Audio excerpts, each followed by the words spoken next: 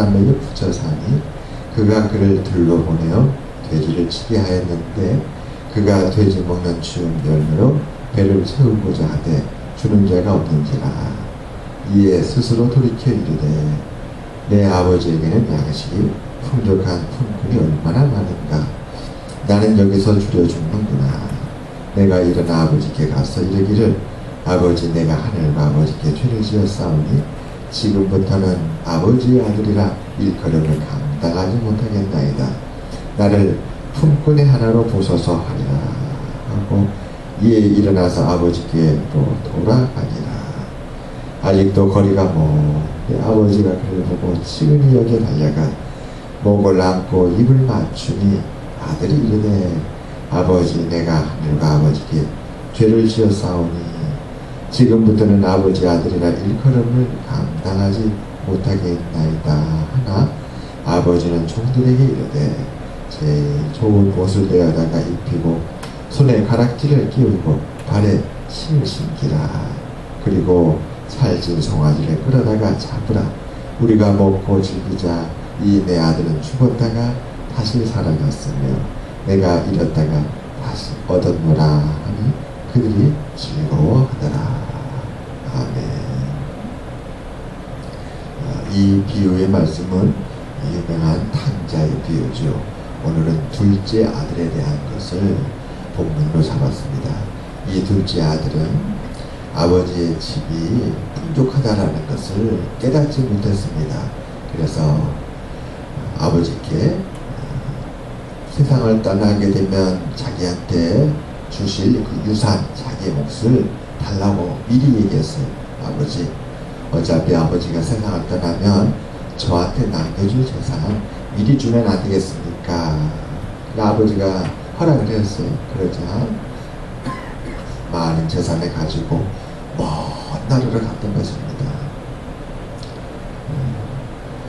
자기 아버지 집이 그렇게 좋은지를 그는 깨닫지 못했어요. 그저 이 집을 떠나고 싶었던 것입니다. 먼 나라를 가서 그 많은 재산을 흥청망청 다 탕진했습니다. 그리고 나서 이제 그 나라에 있는 어떤 사람 집에 품꾼으로 가서 일하게 되었죠.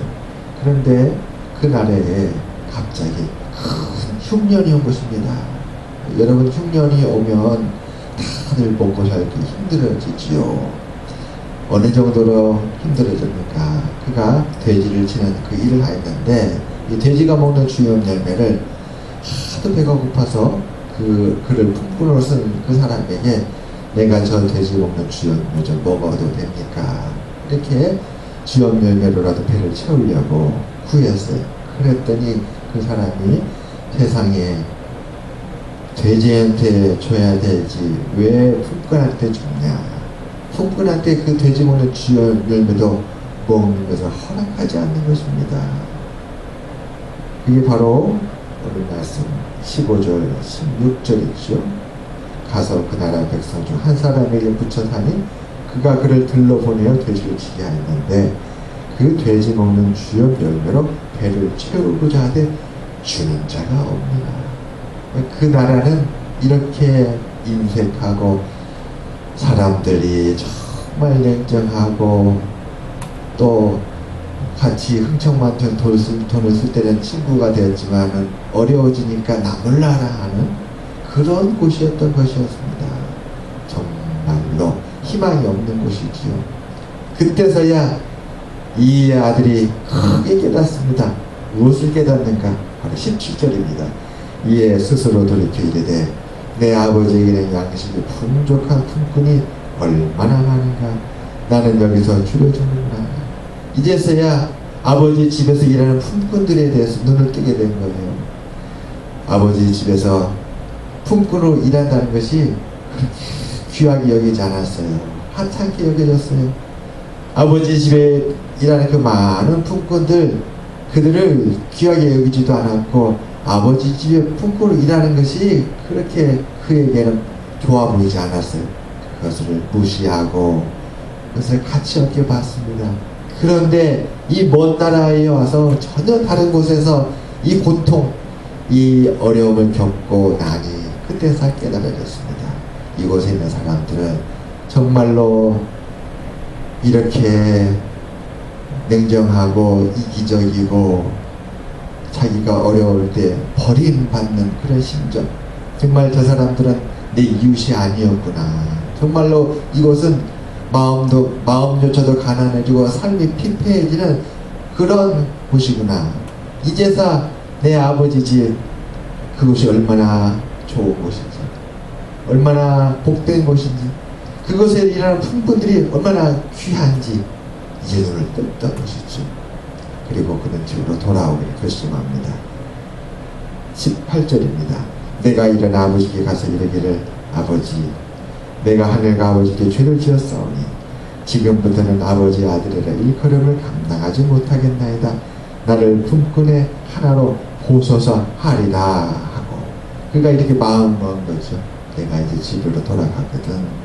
아버지께 나를 아들이라 부르지 마시고 나를 품꾼의 하나로 여기에 서서 이렇게 아버지께 내가 고백을 해야 되겠다. 사실 아버지 옆에 볼 면목이 없는 것이지요. 아버지의 유산을 다 가져다가 허랑방탕하게 다 없애버렸으니까 사실은 아버지 재산이죠. 자기 재산이 아니라 그걸 다 버렸으니까요. 그리고 이제 거지꼴이 돼서 아주 초라하게 집으로 돌아가는 것입니다. 그러니까 어떻게 해서 아버지 앞에 너무 부끄러운 거 아니겠습니까? 그런데 오늘 말씀의 초점은 그가 집으로 돌아와서 이전에 전혀 알지 못했던 더 큰 것을 깨닫게 된 것이었습니다.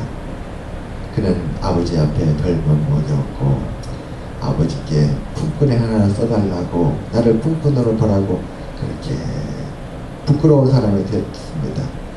아버지가 나를 야단치지는 않을까, 나를 이제는 아들이 아니라고 내치지는 않을까, 그러지는 않겠죠. 그러나 아버지에 대한 부끄러움과 또 두려움, 그리고 그 죄스러운 마음, 그것이 그의 마음에 가득했습니다. 그런데 집에 와서 돌아와 보니까 아버지 집의 품꾼들도 새롭게 깨달았지만 더 크게 깨달은 것은 아버지를 다시 발견한 거예요. 이전에 알지 못했던 아버지에 대해서 새롭게 알게 된 것입니다. 오늘 말씀에는 그 아버지를 보여주고 있어요. 그 아버지는 바로 하나님 아버지십니다. 예수님은 우리에게 하나님이 어떤 분이신지 알려주기 위해서 이 비유를 사용했습니다. 하나님은 어떤 분이신가? 우리 같이 보시겠습니다. 20절부터입니다. 이에 일어나서 아버지께로 돌아가니라.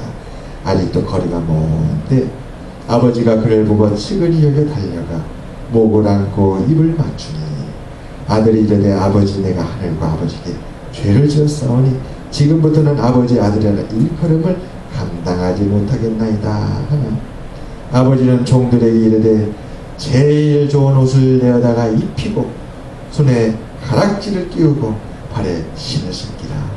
그리고 살찌는 송아지를 끌어다가 잡으라. 우리가 먹고 즐기자. 이 내 아들은 죽었다가 다시 살아났으며 내가 잃었다가 다시 얻었노라 하니 그들이 즐거워하더라. 아버지는 아들이 다 탕진한 재산에는 관심이 없어서 그걸 보지 않았어요. 아버지는 그 아들이 거렁뱅이처럼 그렇게 초라하고 정말로 말하자면 노숙자나 마찬가지지요. 거짓골이었습니다. 그의 그런 외모도 상관하지 않았어요. 아버지는 오히려 그를 더 연민의 마음으로 측은하게 불쌍하게 그를 보았던 것입니다. 아버지가 가장 마음을 두었던 것은 바로 24절 말씀입니다. 내 아들은 죽었다가 다시 살아났으며 내가 잃었다가 다시 얻었노라.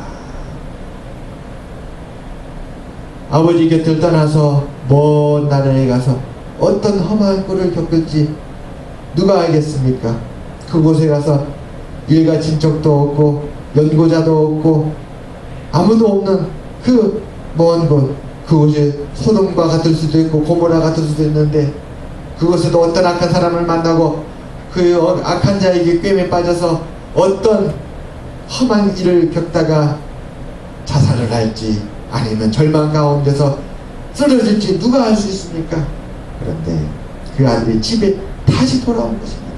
죽었다가 살아났다는 것입니다. 아들이 제발로 나갔어요. 어느 날 사라진 것입니다. 아버지 품을 떠났어요. 잃어버린 것이죠. 잃어버린 아들이 다시 돌아온 것입니다. 아버지는 늘 다시 되찾기를 원했습니다. 돌아오기를 기다렸습니다. 아들의 생사가 늘 걱정했습니다. 안부가 걱정했습니다. 잘 지내고 있는지, 삼시세끼 밥은 잘 먹고 있는지, 이 아들이 언젠가는 다시 돌아올 텐데 언제나 돌아올지, 무사하게 돌아와야 될 텐데, 이 아버지의 마음에 가득 있었던 것이었습니다. 아버지는 거기에 마음이 있었어요. 그런데 그 아들이 돌아왔으니 아버지는 너무나 기뻐서 종들에게 명합니다.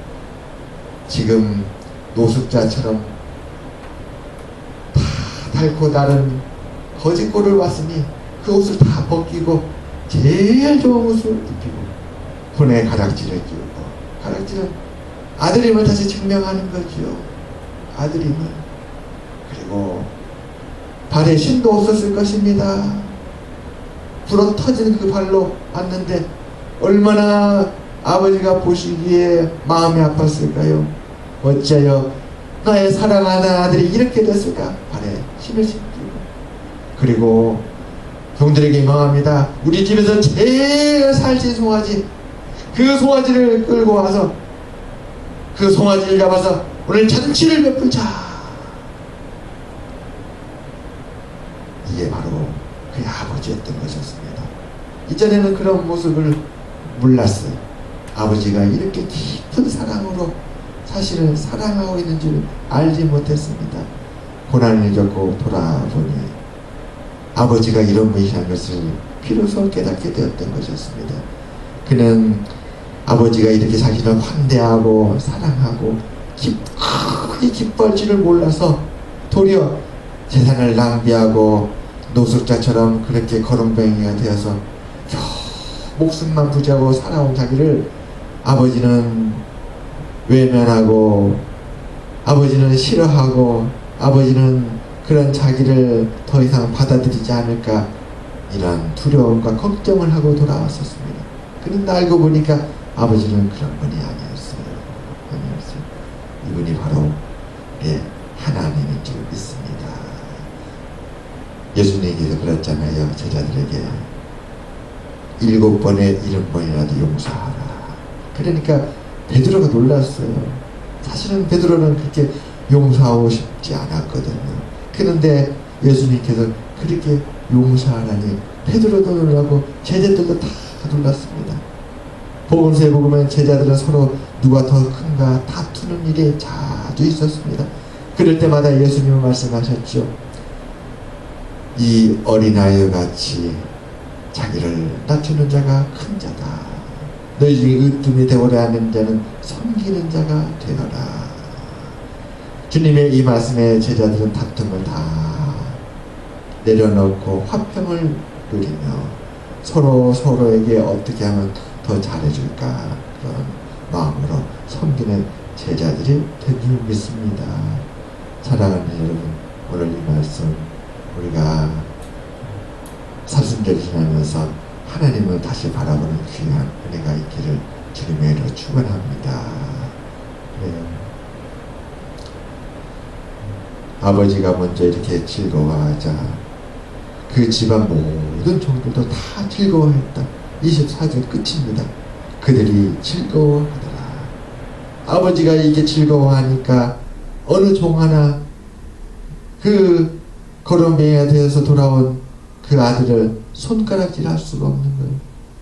오히려 모든 품꾼들과 가족들이 다 함께 즐거워하게 됐습니다. 사랑하는 여러분, 오늘 우리 성전에 왔습니다. 다 같이 하나님의 은혜 안에서 기뻐하고 즐거워하시기를 주님으로 축원합니다. 마음의 어려움과 또 힘듦이 있다면 내려놓고 주님 바라보시고 주님의 사랑으로 우리 모두의 마음이 가득해지시기를 주님의 이름으로 축원합니다. 우리 다 같이 293장 전해드리겠습니다. 293장입니다.